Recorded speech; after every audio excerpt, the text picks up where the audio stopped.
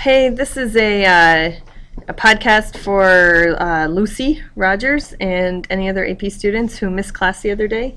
Lucy, we were covering Chapter 8 from the textbook, which looks at the Abbasid era and the spread of Islam during this time period.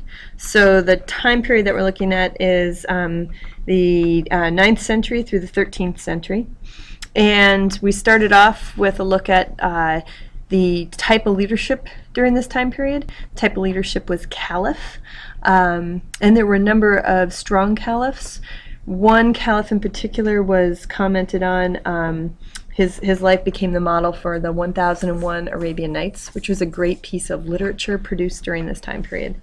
The Abbasid time period was when it was also known as the Golden Age, and it was when Islam spread outside the Middle East and outside the Arab world. The Turks will actually become part of the world of Islam, and they will secure Islam in Central Asia. So when we refer to Persia and the Abbasid era, we look at Baghdad as the new capital, and you've done a reading on Baghdad. We also look at Persia being Iran and Iraq and the surrounding areas of Afghanistan. And there's also, it brings in different groups of people, and you have two different sects of Islam that battle for power and dominance. So you got the Sunni and you have the Shiite.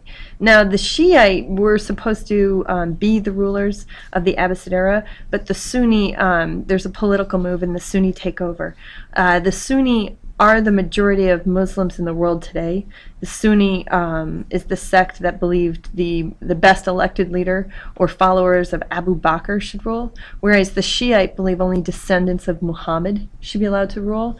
The Shiite are the largest minority of Muslims, and they still today are located in Iran, and then the surrounding Afghanistan, Pakistan, and parts of Iraq. So that battle continues. But during the Abbasid era, trying to bring more people into their faith and into the community, the Islamic leaders had to, first of all, allow people to convert to Islam and offer them a life and part of their trade. So they create this system called dhimmi, D-H-I-M-M-I, which means people of the book. And that meant that if you were Judaic or Christian or Hindu or Zoroastrian, as long as you had a secure and documented religion, you could be part of theirs. There was one third group, another sect of Islam, Sufis. And I'm going to show you this image because Sufis believed in sort of pacifism and not the invocation of jihad.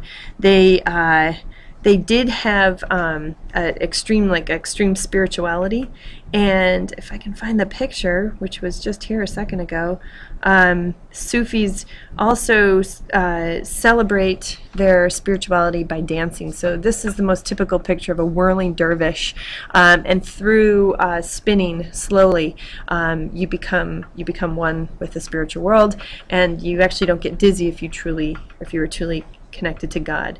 There were some famous Sufis. One in particular, which we didn't talk about in class and I really wanted to, was Ghazali, who argued that Aristotle didn't really know what he was talking about, or Aristotle's ideas were no longer the best ideas out there in terms of the world of science and how things were organized. So he writes a number of pieces, and what you have during this time period is a debate over what is right and what is wrong based on what other people had written in the past. So you've got a debate between Al-Ghazali and Averroes, and what's interesting about looking at documents like this is you realize that there was room for argument and there was room for discussion. So the Abbasid era is when universities became strong and connected. They were all over the Islamic world, from India to Africa to Spain, and people were arguing and writing their thoughts down, and they were thinking things through. So you have this incredible flow of literature and knowledge. As a result, the mathematics will improve.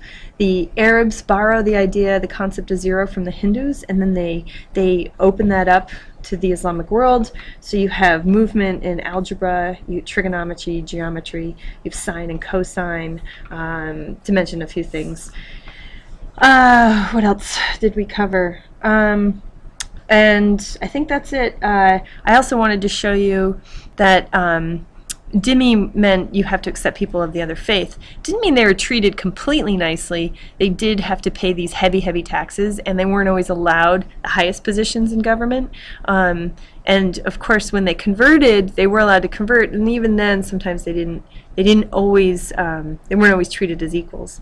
But the interesting thing is, here we've got the region of Andalusia or Andalusia in Spain, which was very backwards and poor, and when the Muslims take it over, they update the irrigation systems, they update trade in this part of the world, and with their building skills, they build something like what we're looking at right now in Cordoba.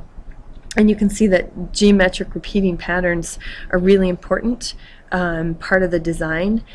The Jews and the Christians who lived in the area were still allowed to come here. They were allowed to be part of this flourishing. And when the Spanish will kick the Moors out, when they unify Catholicism, the people of Cordoba will work together to not have them destroy the Muslim buildings, but keep them for us today. So their fight for recognition or tolerance of all religions was important, and I think is best expressed by looking at the histories of Cordoba.